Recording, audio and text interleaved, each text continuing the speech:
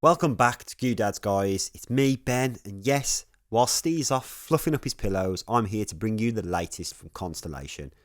Now, episode 5 brings us full circle to episode 1 and how we started the series. We get a lot more answers, but we also get a few more additional questions too, like how does Bud affect Henry? Or is Alice a figment of Joe's imagination? I'll explain that wild theory in just a moment. Now, if you haven't already subscribed, please do, as we will be covering this show on a weekly basis. As this episode focuses around Joe and Henry, I'm going to split this into just that, starting with Joe's story. Now, episode 1 literally starts off where we left it, with Magnus lying on the floor. Joe kindly calls an ambulance and takes this opportunity to get Alice from the cupboard, and they both head out. She heads to Star City and steals the Cal data core, taking it with her as she tries to understand her life and these realities. Now, whilst waiting for the ferry, she talks to one of her astronaut colleagues about the pills that they've been on and the use of lithium, which he later follows up in the library. Now, interestingly, the border agent notices a bag of ice. Obviously, because the Cal needs to be kept cold. It then dawned on me, the only reason she's actually been heading to the cabin is because it's so cold, and that's the reason that we saw the Cal in a previous episode outside. It needs to be kept cold. But I actually quite like how they tied that in. Now, Joe then confronts Alice about her fears, or Valia. It turns out that Alice's Valia is in fact the dead cosmonaut, which she kindly draws down. Now, my initial thoughts here were that the Valia was in fact Joe, and Alice pretty much described her own mother. Is this something that she has drawn only to try and aid Joe in not going crazy? Or does Alice actually see the dead cosmonaut? And following on the latter for a second, they call it the Valia, but it speaks, so surely Valia would be her name. Now, we often speculate that Irene is the cosmonaut, so it being called Valia kind of throws a bit of a spanner in the works, unless, like Bud and Henry, they are the same, but with different names. Or, perhaps, it's actually Irene's sister, which I think we kind of touched on in our episode 1 theory. The two then head to the observatory to speak to our German couple about various tape recordings from Apollo 18 to Irene to Paul Lancaster, which I actually found to be the most interesting, that they actually had a tape for him. Interestingly, adding to my point here about Irene, the German lady mentions that Irene went to space and came back unharmed. This again makes it sound like there's something else on that tape. Not only that, Irene's medical records have been destroyed. Why is that? Was she also on lithium-7 at the point? And what did she see? Moving on. In denial, Joe declines to believe and listen through the static, forcing the group to travel back. Joe and Alice then travel to the cabin, and we get a direct indication here that the Cal is having an effect on the world.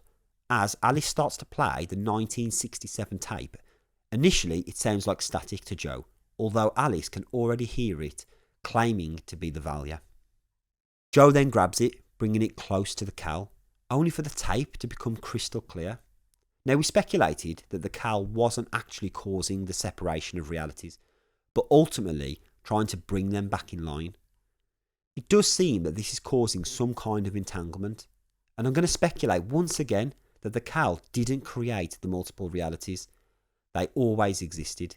It's just the Cal attempts to entangle or bring the two objects into each reality. Now, we did actually have a few comments off the back of our last video, and many people believe that there's actually 3 realities. Now, I assume we're playing with quantum stuff here, so entangling 2 things together shouldn't create a third, but I think what's happening is the 2 realities are becoming entangled and creating a third. And there's a scene at the end, which I'll touch on in just a second. As Alice and Joe come to the end of their journey, Joe makes a very bold and risky move and drives straight across a frozen lake with a child in the car. Madness. Mummy, I'm scared. It's okay, baby. What's that noise? It's just the ice. What? But it brings us full circle round to episode 1, as we now see the other Alice shouting for her mama. Now, this is where the 3 realities connect to each other. Now, just before Jo chooses to drive across the lake, she asks where they are now. Is it a left turn, a right turn? Two choices, but she only remembers the one. Now, I speculate that those are the two realities, so obviously will both end up leading to a cabin. You know, the one with the angel and the one with the devil. However, Jo goes across the lake, creating a third choice. And you could argue that going down the middle is like a mix of the left and the right at the same time. And I think that's the choice that it's showing us, a creation of a third reality. This topped off with the final scene of Swedish-speaking Alice being out in the snow looking for Jo. I believe this is the Alice from episode 2 or 3, where her and Magnus were going to the cabin without Jo. I think Alice heard her mother calling out and then went to look for her. I think Alice is somehow able to cross realities, and in episode 4, when Alice saw her own mother's funeral and the other Alice, I think that both of them saw this, hence why the Swedish-speaking Alice is trying to look for her mother, as she's seen the other reality too. And one of the final points for Jo's section, for me, I think one of the most interesting points was that Jo had the tape of Paul Lancaster. Does this mean at some point that we're going to be able to see a Jo and Paul have a conversation at the same time, in a similar way that Henry and Bud do later in the show? Are their lives entangled, as we do see a crossover at the cemetery a few episodes earlier? Or we did hear a glimpse of Paul's tape where he shouts Jo, implying Jo got hurt. And this also confirms our theory that Jo, the one that we're seeing now, should have died. So maybe we will get something like Bud and Henry, and we might get two Joes talking to each other, as we don't know what happens to this reality's Jo. Now, for the final point, I just want to touch on my wild theory, and I mean it is wild, so hear me out first. I mentioned at the start about Alice being a figment of Jo's imagination. Is she subconsciously still in therapy somehow? Now for me, the fact that Alice was helping Jo with the beads and putting her worries away seemed very mature, and for me doesn't suit what a child would do. And plus the fact that Alice doesn't want her to listen to the recordings, and Alice also knows about the dead cosmonaut. Are these all signs that Alice isn't real, and it's just Jo's subconscious trying to make sense of it all? Again, it's just a wild theory, so feel free to shout me out in the comments below. Now, I want to talk about Henry and Bud's journey of this show, just briefly. Towards the start, we see Bud messing with Henry, and actually see him in the mirror of the hotel room.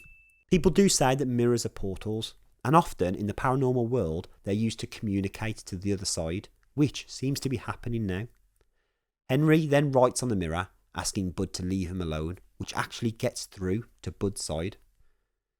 We can tell here that the lines are starting to unravel, as Bud actually makes Henry piss himself.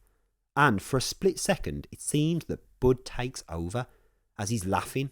Or is this just Henry laughing because he knows that the game is on? He knows that Bud is now able to take control. Now in the end, they both talk to each other in the mirror, and Henry mentions that the Cal has messed up stuff, and Bud says that he's stopped taking his meds. So actually, for me, it's hard to dictate here what is actually causing the crossover.